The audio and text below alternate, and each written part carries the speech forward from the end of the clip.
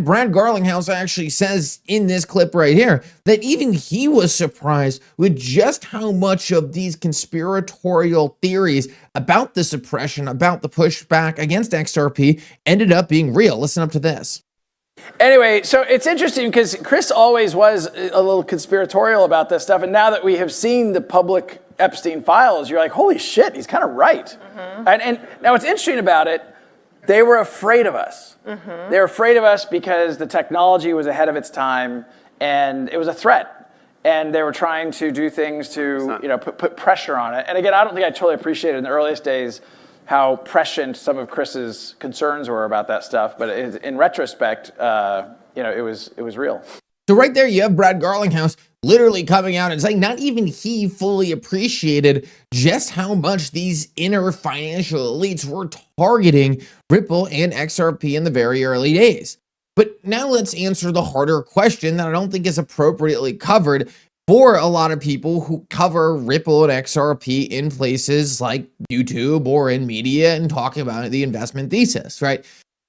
The big question is, and I think this is a thing people oftentimes struggle with, is if Ripple is selling banking infrastructure, right? This new crypto banking rails that is likely going to be the new technology that underpins the future financial system.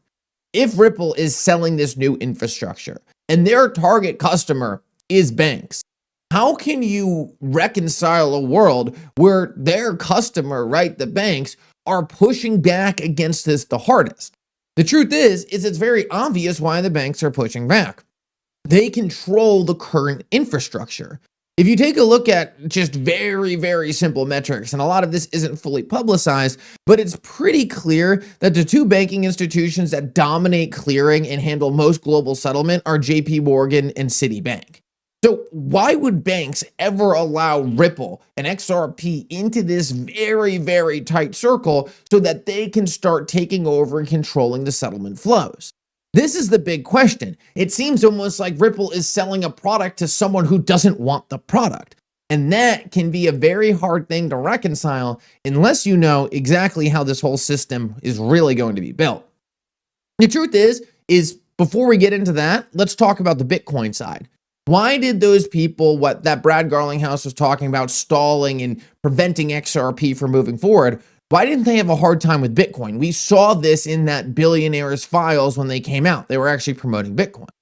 Well, the truth is Bitcoin isn't really a threat to the system.